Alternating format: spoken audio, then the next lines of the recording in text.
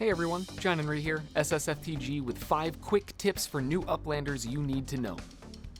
Having a hard time finding FSA properties? Click the 3 dots at the bottom, go into your settings, and turn on the Show FSA Markers, and now you will see them on your map.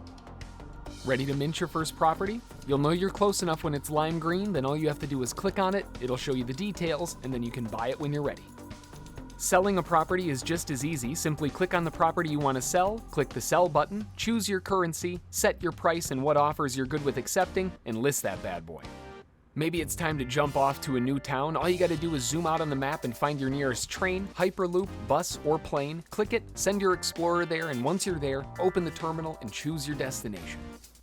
See if you can get all the pieces for a collection piece, and if you're able to, not only do you get a nice little UPX bonus, but you also get a huge bonus to your earnings APY.